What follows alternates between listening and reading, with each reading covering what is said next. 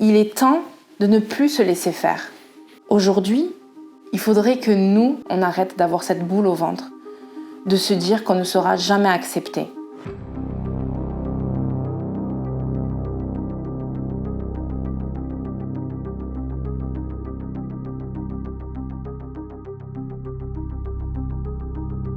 En 2015, je suis revenue de mon congé parental en portant le foulard, chose que je ne portais pas auparavant. Je ne me suis pas tout de suite posé la question de me dire est-ce que ça allait poser un souci à mon employeur ou pas. Je pense qu'à ce moment-là, je me suis dit comment va réagir mon mari, comment peut-être va réagir ma famille. Donc le jour de mon retour, j'avais décidé de faire bien les choses et donc j'ai décidé de m'habiller de la tête aux pieds en camailleux, chose déjà que je faisais auparavant. Mais là, incluant donc le foulard, ils vendaient des chèches, donc le chèche camailleux, des habits qui étaient quand même assez colorés jusqu'aux chaussures. Donc je me suis présentée au magasin habillée comme ça, avec toujours la même directrice de magasin que j'avais à l'époque. Au début, je suis allée sur la surface de vente. J'ai travaillé, mais bien sûr, elle a tout de suite donc appelé les directeurs, la directrice régionale entre autres, puis sûrement d'autres personnes plus haut placées chez Camailleux. Ils m'ont laissé quelques heures en surface de vente, je dirais peut-être 2 ou 3 heures. Mais suite à ça, la directrice régionale est venue et il y a eu une décision qui a été prise, c'est celle de me mettre en réserve pour le reste de la journée. Il faut savoir qu'en réserve, rien ne se passe. On y prend nos pauses déjeuner, nos pauses minutes, mais aucun travail n'est fait en réserve. Donc je suis restée en réserve à ne rien faire.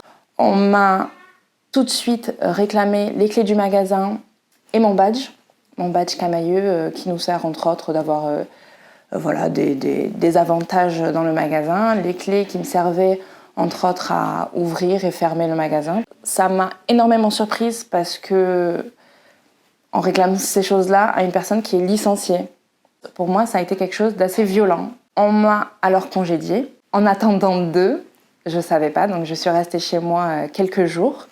J'ai continué à être payée, donc il n'y a pas eu de souci à ce niveau-là, mais on m'a dit que le planning avait été complètement modifié pour que je sois remplacée et je n'avais pas le droit de venir au magasin travailler. On m'a dit pendant ces jours-là de réfléchir à cette décision. On m'a donné, moi j'appellerais ça un ultimatum, ils ont appelé ça une alternative. C'était de continuer à porter mon foulard en réserve, mais de ne pas l'avoir en magasin.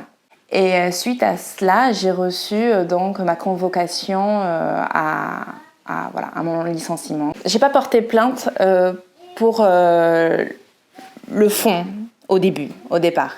Au départ, j'ai porté plainte pour la forme, c'est-à-dire que j'ai été très choquée par la manière que les choses ont été faites. Donc on est allé voir un conciliateur et là, ça a été encore pire que ce que je pouvais imaginer. C'est-à-dire qu'on a déjà fait d'énormes amalgames. Il faut savoir que moi, j'ai été licenciée en 2015. On sait tous qu'en 2015, il y a eu des attentats affreux qui se sont passés. Et cet amalgame-là qui a été fait m'incluant un petit peu dans ces attentats terroristes, comme si moi, je faisais l'apologie du terrorisme en portant le foulard en magasin Camailleux. Ça a été quelque chose que j'ai très très mal vécu. En second lieu, l'avocat s'est permis de dire qu'il voulait que Camailleux montre une certaine féminité de la femme et que cette féminité-là ne passait pas par moi. Donc il m'a attaqué sur ça, sur les amalgames, sur le fait que j'étais plus féminine pour lui, enfin pour l'entreprise depuis que je portais le foulard, que ça pouvait engendrer une grosse perte de chiffre d'affaires. Ça a étonné plus d'un et sincèrement ça m'a même étonné la personne qui était là pour essayer de nous concilier. Bien entendu, on n'a pas trouvé de terrain d'entente parce qu'ils restaient sur leur truc, de réserve, que j'avais le droit de le porter en réserve par mon magasin, voilà. Donc on n'a pas trouvé de terrain d'entente. C'est pour ça que j'ai décidé donc, de les attaquer en justice au prud'homme. Parce que je pensais, et je pense toujours, qu'ils ne peuvent pas aller au-dessus des lois et au-dessus de leurs propres règlements. Il faut savoir que Camailleux est signataire d'une charte de diversité. Ça veut dire qu'ils veulent véhiculer un pluralisme dans leur équipe, qu'ils veulent d'une charte de diversité dans leur équipe. Il est vrai que j'ai perdu au prud'homme et j'ai fait appel. Je voulais absolument que justice soit faite parce que je trouvais ça important, non pas que pour moi, je veux dire, il était important pour toutes les femmes qui veulent se vêtir comme elles le souhaitent. Il était important de mener ce combat-là en justice face à des vrais gens de loi qui puissent nous dire il en est quoi en fait, on en est où aujourd'hui? Est-ce qu'on accepte cela? Je voulais absolument qu'ils sachent qu'ils n'étaient pas au-dessus des lois, peu importe qui ils sont. J'ai gagné en appel, mais bien sûr Camaïeu, pour eux, alors que ce qu'ils m'ont donné, c'est minime pour eux, il fallait qu'ils aillent plus loin. Il fallait qu'ils aillent plus loin parce que je pense qu'il ne fallait pas qu'ils donnent une porte d'entrée à tous les gens qui étaient différents. Et si je suis devant vous aujourd'hui, c'est parce que Camaïeu aujourd'hui, leur pourvoi en cassation a été rejeté. Parce que Camaïeu était différent. Eux, ils ont un mot. Je suis arrivée dans ce combat-là au moment le plus terrible pour les musulmans. C'est passé les attentats. Depuis les attentats, l'islam est au cœur de tous les sujets.